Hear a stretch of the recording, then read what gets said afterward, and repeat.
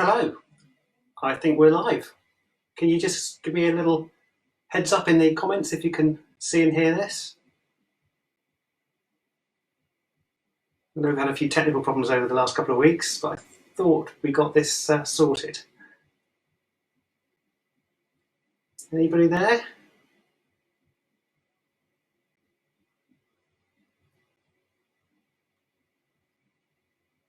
Um,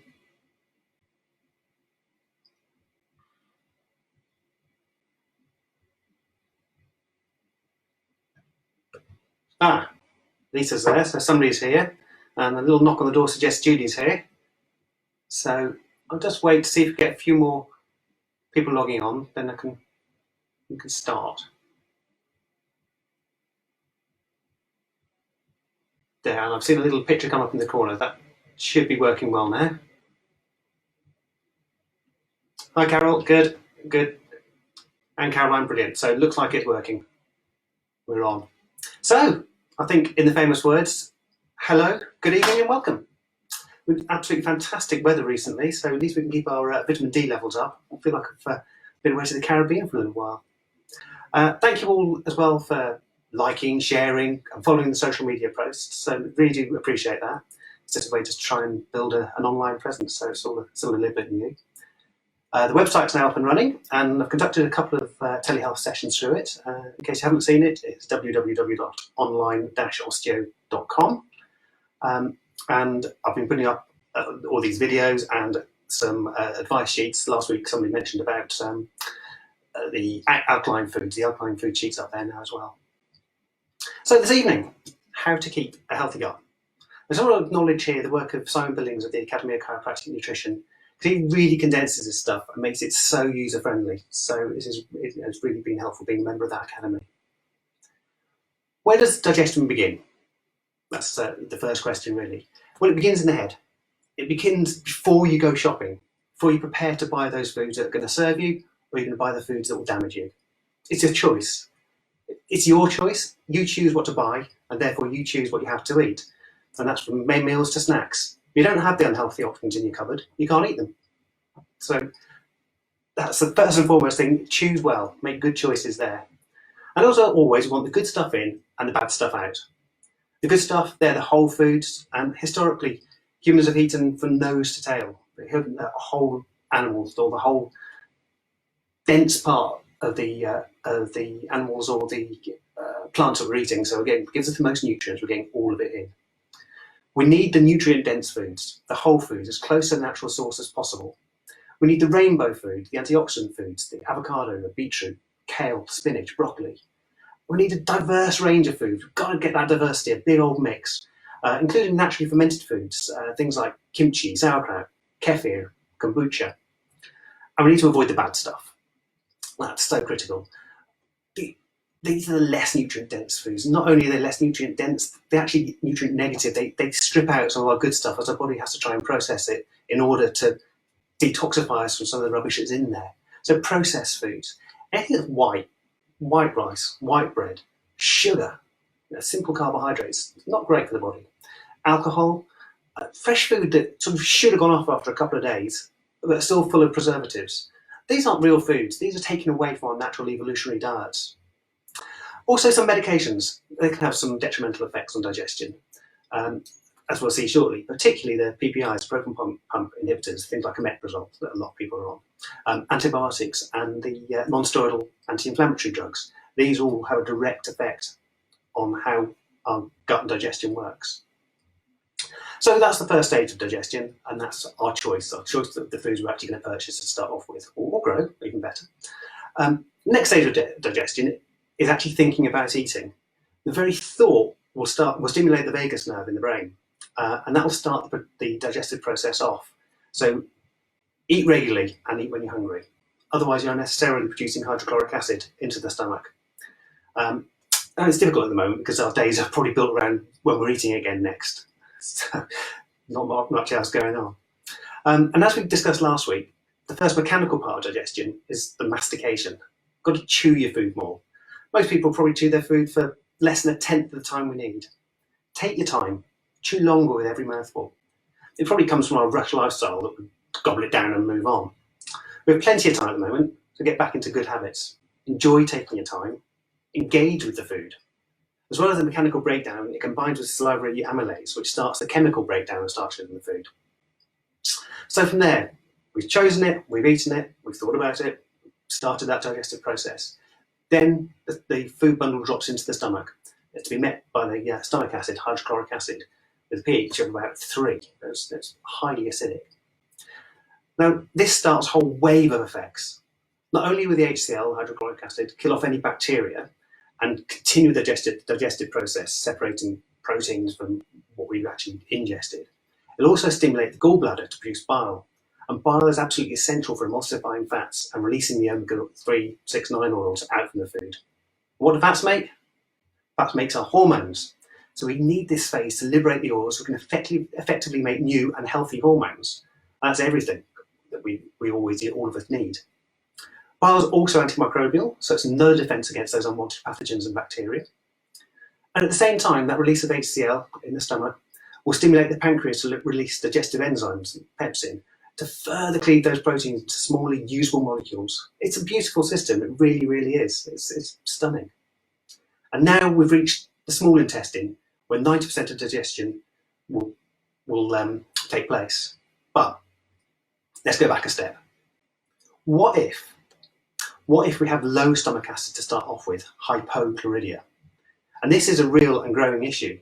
Once we reach 50, and certainly by the time we're 70, our ability to make stomach acid decreases. That really is one of the very real issues of aging. It's interesting though, isn't it, that so many people within that age bracket will suffer with indigestion and acid reflux. So what do they tend to do? They tend to take Gaviscon, omeprazole, lansoprazole, or the proton pump inhibitors, which makes the problem worse. So if we've got the low stomach acid to start off with, the food pops down through the esophagus into the stomach, and it'll sit in a small pool of that HCl, that hydrochloric acid, and that's less than is required. So the food then only partially digests. So the rest of it ferments. That fermentation creates gas. Gas will create pressure. Pressure will build up in the stomach and pop the cardiac sphincter, that small little valve at the top of the stomach there. And that causes eructation or burping, which is a very classic sign of low stomach acid. And then the acid in the poorly digested food will cause acid reflux. So what do people do? They take, again, that Gaviscon or omeprazole. So the process continues and gets worse. So that lack of HCl, that lack of the hydrochloric acid, will then have a knock-on effect to the liver and gallbladder. So they'll make less bile, so less effective release of the omega oils and fats, so less efficient hormone production, less digestive enzymes from the pancreas. So now the food reaches the small intestine in too large a molecule, as the process hasn't had a chance to reduce it to the more usable and absorbable parts. And on top of that, the lowered HCl won't have killed off those pathogens. Not as well, especially without its help from the bile antimicrobial properties. So the small intestine gets bombarded, well, not only this poorly prepared food or chyme as it is at this stage, but also a whole host of unwanted and unfriendly bacteria. So that leads us to the small intestine, where 90% of digestion should take place. And something you might well be aware of these days is SIBO. It's getting quite a popular name for small intestine bacterial overgrowth. Too much bad, not enough good. So with this overgrowth of bacteria and poorly digested food, this chyme, this forces open the tight junctions of the intestinal lining. These should be held together, in particular by butyric acid, which holds them close together. And butyric acid is actually made by the good bacteria in the gut, along with glutamine as well, that holds those tight junctions close. So good bacteria makes the butyric acid, which keeps a nice tight junction between the cells of the gut lining, which in turn keeps digestion moving along well and an hospitable environment for more good bacteria. Another beautiful feedback loop, it really is. However, an overload of the bad bacteria comes along with that poorly broken down chyme, and suddenly those tight junctions, they're not so tight. Molecules can pass through. When the molecules pass through, reach the bloodstream, what's going to hit it? The immune system. The immune system is going to be on it straight away, all over it like a rash. It's going to become activated, it's going to create an inflammatory response. And that inflammatory response, as we know, will cause pain. It will cause swelling. It will cause that whole irritation. And it's a similar thing happens with those who are sensitive to gluten. That can open up those tight junctions, come through, cause an inflammatory response.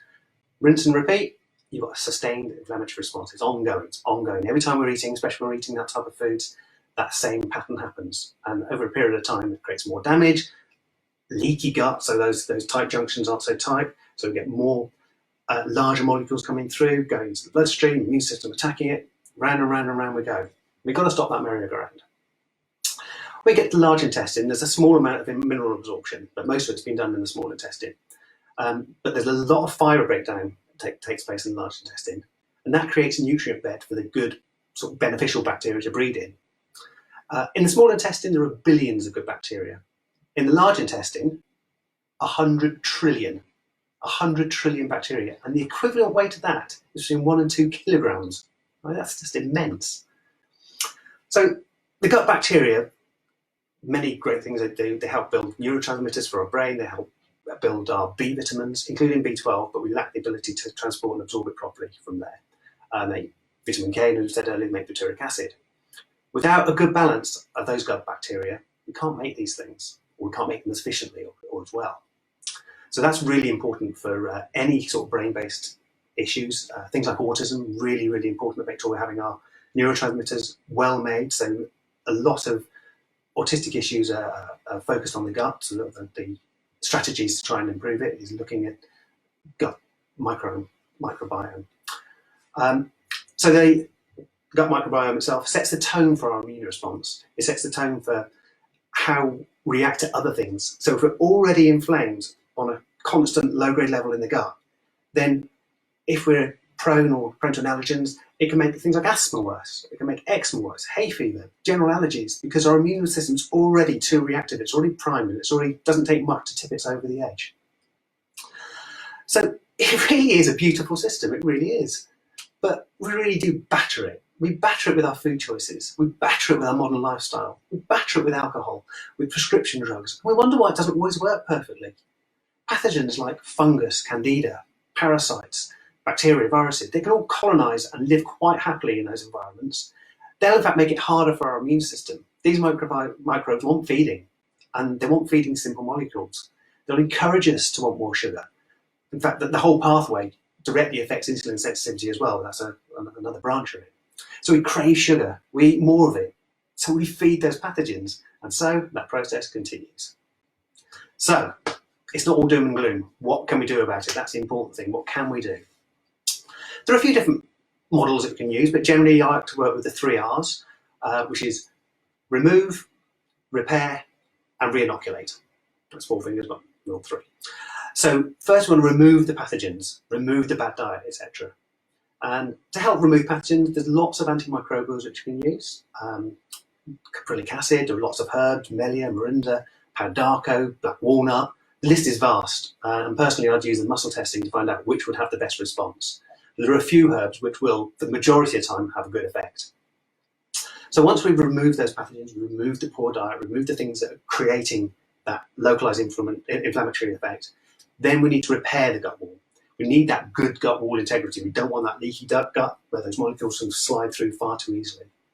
So we're removing the inflammation by decreasing the things we've spoken about. And then, as previously we've spoken about with the inflammatory side of things, food, infections, toxins, sleep, stress, and obesity, we focus on those inflammatory pathways much, much quieter. Then we want to repair the gut lining. We want to increase stomach acid production, which is absolutely vital. We've got to start up here into it. Things to increase stomach acid production: zinc, B12, ginger, really good. Fermented vegetables, apple cider vinegar with meals can be really helpful. Other things to repair the gut lining: glutamine can be really helpful because along with that butyric acid, it helps to get that nice tight junction in the gut. Transient probiotics can be helpful. If we take a probiotic off the shelf, or hopefully in the fridge, we need to keep them cool generally, they'll last maybe 2 or 3 weeks in the system, and which can be very helpful because at that time they encourage our own natural flora to grow more and get back into balance against less desirable strains. So as they're coming through, they do a lot of good, but they don't stay in the system, they get passed through. And then we need to re-inoculate. So now we want to really create that environment where our beneficial bacteria can thrive. Without doing the above, though, that can't happen. We can't get to that stage unless we've killed off and rebuilt. And here, this is where prebiotics can be so useful. These are the bedrock to support a healthy gut environment. These are things like inulin, chicory root, dandelion greens, garlic or raw. These all can be very beneficial, and these are fibrous and they can't be broken down by human cells very easily. So we need our good bacteria to actually do it. They feed on them well and they'll serve us well. But to maintain this balance, it is slightly easier these days, I think, because the prevalence is much greater in supermarkets as an essential item, obviously. Things like kefir, kombucha, sauerkraut, kimchi, tempeh, natural yogurt, these are all quite widely available and should be a part of our daily diet just to really get that good mix of good fermented foods into our microbiome, into our gut. The bottom line really is eat a diverse range of foods. The wider ranging, the better. Eat lots of vegetables, legumes, beans, fruit. Some particularly good things, raspberries, artichokes, green peas, broccoli, chickpeas, lentils, beans, whole grains for those who can tolerate them. These are particularly good, but we've got to have that mixture, we've got to have that diversity. Avoid artificial sweeteners like the This actually feeds bugs like Clostridium. I'm sure a lot of you have heard of Clostridium difficile in the gut. And the Enterobacterium. These are undesirable. We don't want to be feeding those at all. Again, good stuff in, bad stuff out. Diversity in diet, ensure our stomach acid is good, especially when we're beginning to reach the more experienced stages in life, shall we say. And as we said before, that's zinc, B12, apple cider vinegar, fermented vegetables, ginger is really good. There are a couple of things you can do manually as well, a few areas you can stimulate. There's some neurolymphatic reflexes. There's one underneath here on the rib cage, and if you feel it, just about here-ish, you'll feel a sore bit often if the stomach needs a little bit of work, and rub it out. And then maybe for 30 seconds to a minute, and that should then sort of ease out. And that's it's called a neurolymphatic or a Chapman's reflex for the stomach. And so that can help take some stress off it. Similarly, on the outside of the legs, from your hip down towards your knee, there's a whole band of fascia there, the tensor fascial lata, and the iliotibial tract, sorry, from the tensor fascial lata. Rub that one out. That's a good lymphatic Chapman's reflex for the large intestine. And then the inside of the legs, from the inside of the knees through to the groin area, that helps the small intestines. You can rub them out. And you'll often find sore bits in there, and they're the sore bits you want to rub out. I mean, if you've been for treatment before and I've had to rub any of these areas out, I think you know they can be quite tender. So they are the main bits really I was wanted to go over tonight. I can see a few questions there, we can have a little look. But just before I go on to that, there was something else I thought was quite important, and our good friend Lisa mentioned this to me last week. She said it'd be good to ask people about what they're doing for exercise, what they're doing dietary-wise. So I was thinking about this. I thought it was a really good point. I think we all need a bit of accountability. It's all very well going, yeah, I'm going to do that. I'm going to improve my diet. I'm going to get more exercise. I'm going to get fit. But do we actually? So what have we all done this week? Let me know in the comments what we've done. I'm just going to little read and see where we're at with those. So specs time again now, which are clean. So Lisa, Carol, hello. Caroline, hello. Good. Lisa can hear me. Uber Jelly. Sandy Eastman, Judy Craft, hello again. Clive and Linda here, lovely. Sue Smith, hello. Let's see. Happy Easter. Are the Easter eggs okay to eat? I wonder, Sue. Okay, any actual questions in there? No, I don't think so. Good.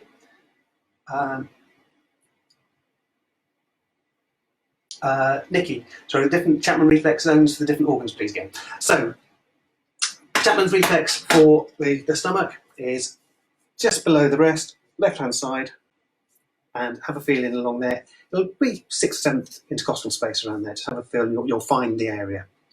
The one for the large intestine is from the outside of the knee up towards the outside of the hip. The one for the small intestine is from the inside of the knee up towards the groin. And you'll find those sore bits into there. And then when you find them, just rub them out. So, Simon, thanks for that question. I'm going to pass on that one at the moment. Sue Strong, 7-minute workout, brilliant, fantastic. So love that. Well done. Yeah, the water intake, Lisa, that's a really good point as well. We've mentioned this before. Water is just so vitally important with daily workouts, walking. It helps a lot. 7 training session, Pilates session, nice one, Julie. Excellent. Caroline, my sister, walk daily for 90 minutes. I think, Caroline, you'll find that it's an hour exercise we're allowed today. My mum, swallowing isn't good currently. What's causing that? Could be all sorts of things, if I'm honest there. I wouldn't want to speculate what's causing that. It could be anything from a histamine reaction through to Barrett's esophagus through to achalation. So yeah, that could be something different. We'll have a chat about that separately. Linda Ray here. Hi, Linda and Ray. Love to see you. Sorry, Nikki. Yeah, okay, glad you got it now. Bev can't see the comments. I don't know. I can only see those on my side. Regarding autism, any suggestions, please, for my fussy eater child? He does eat some fruit, but veg is a huge issue. The thing there is, again, diversity. Try and mix it up as much as you possibly can.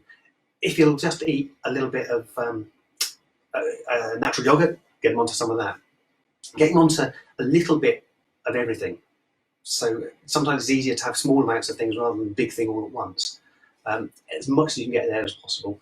Then try and get some probiotics for him, but the prebiotics as well. We want to really try and encourage that environment where you can develop your own colony. Josh, what's the physiology of the Chapman's reflexes? That's a different question, Josh. It's quite a big one. It was developed by Lawrence Chapman, I think it was the 20s or 30s. And he did quite a lot of interesting research on them. I can get you that reference for that, but I haven't got it at the moment. Simon, I've done a 7-minute workout, enjoyed it, but oh dear, the backward press up on the desk. I need to work on that. Well, keep on working. Hello, Annabelle, thank you very much. Glad you could make it. That's from Lisa there. So, brilliant. Any other questions? Doesn't look like it. That's good. Well, I don't even see it tonight, but Alfie Bow has got a free concert they're doing at the Royal Albert Hall. They're streaming it. So I should be tuning into that at 7:30 tonight, so that'll be good. I can recommend that. And if it's helpful and you'd like me to come up with something for next week, I'm happy to. And if you've got any ideas, anything particularly you'd like me to focus on, I can come up with something. If you want to give it a miss or a week, that's fine too. Just let me know in the comments. And again, thank you all for tuning in. Thank you for liking, sharing, commenting on the different posts and things. I really appreciate it. Ella is working out whilst watching. Ella's got a really good Instagram account she's doing now, Ella Bourne Fitness, I think it's called. And she's been working really hard during lockdown, so I'm very proud of her. She's done very well there. Great, thank you very much, everybody. And I'll catch up with you at some point again. Take care, keep well. Oh, just seen that, Jessica from the stables. Yeah, no comment, Jessica. Thanks, Andrew.